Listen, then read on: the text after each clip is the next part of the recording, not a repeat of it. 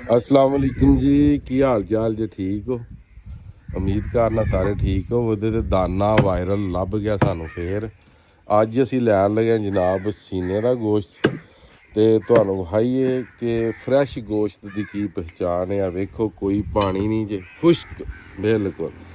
ਵੇਖੋ ਕਿੰਝ ਸ਼ਾਈਨਿੰਗ ਇਹਦੀ। ਕਿਉਂ ਦਾਨਿਆ ਐਂ ਜੀ ਨਹੀਂ ਦਾਨਿਆ ਕਿੰਨਾ ਅਰਸਾ ਹੋ ਗਿਆ ਗੋਸ਼ਤ ਕਰਦਿਆਂ? 12 ਸਾਲ। ਇਹ ਸ਼ਗਿਰਦ ਜੀ ਦਾਨੇ ਦਾ, ਇਹ ਉਸਤਾਦ ਦਾਨੇ ਦਾ। ਸਿਰਫ ਕੰਮ ਇੰਨਾ ਕਿ ਤਕਬੀਰ ਪਾਣੀ ਹੈ, ਗੋਸ਼ਤ ਸਾਫ ਸੁਥਰਾ ਕਰਕੇ ਦੇਣਾ ਤੇ ਜਾਨਵਰ ਡੰਗਰ ਫਿਰ ਟੁਰ ਕੇ ਡੇਰਿਆਂ ਡੂਰਿਆਂ ਤੋਂ ਸੋਹਣਾ ਲਿਆਉਣਾ। ਅੱਜ ਜਨਾਬ ਮੇਰੀ ਕੱਟੇ ਦਾ ਗੋਸ਼ਤ ਹੈ, ਕੱਟਾ ਠੀਕ ਹੈ ਜੀ। ਅਗਲੀ ਗੱਲ ਤੁਸੀਂ ਸਮਝ ਹੀ ਗਏ ਹੋ ਉਹਦੇ ਤੇ ਅਸੀਂ ਲੈਣ ਲਗੇ ਜੀ ਅੱਜ ਸੀਨੇ ਦਾ ਗੋਸ਼ਤ। ਉਹਦੇ ਟੋਟੇ ਸੀ ਫੁੱਲਾ ਮਾਰ ਰਿਹਾ ਤੇ ਜਿਸ ਟਾਈਮ ਬਣਾਉਂਦਾ ਤੇ ਉਹ ਵੀ ਤੁਹਾਨੂੰ ਜਨਾਬ ਵਿਖਾਉਂਦੇ ਆ। ਚੈੱਕ ਕਰੋ ਸੀਨੇ ਦਾ ਬੰਦ ਦਾ ਗੋਸ਼ਤ ਤੇ ਕੱਪੜੇ ਵੀ ਖੂਨੋ ਖੂਨ ਹੋ ਗਏ ਨੇ।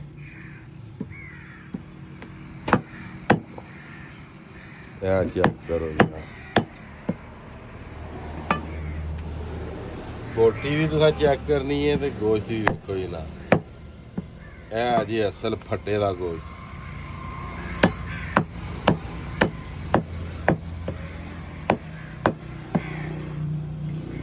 हाँ जी उस्ताद जी सही बन रहा।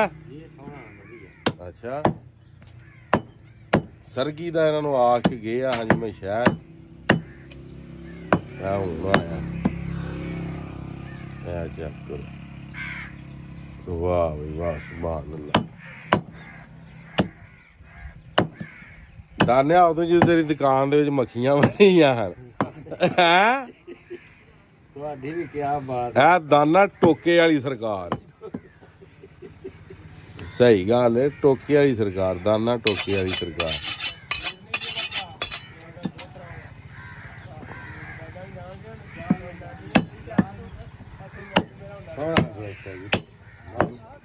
सोना ना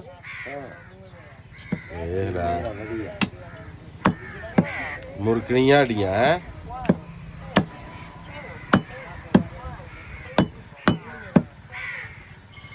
बोलिया वे दाने का आई फोन भाई अगवा मेरा आया उस्ताद रानू आर्डर भाई आया भाई आर्डर गोश्ते का भाई हो गया ये दाना गोश्ते का आर्डर लैन पे जाना।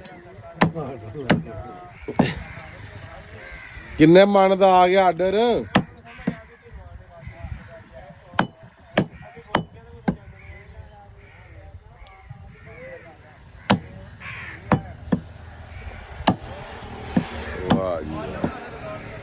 माशाल्लाह जी बहुत ही वधिया गोश्त होए है, ताज़ा फ्रैश।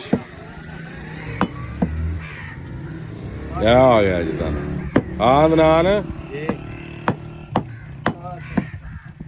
चलिए मंडी फिर डंगर शंगर लैन।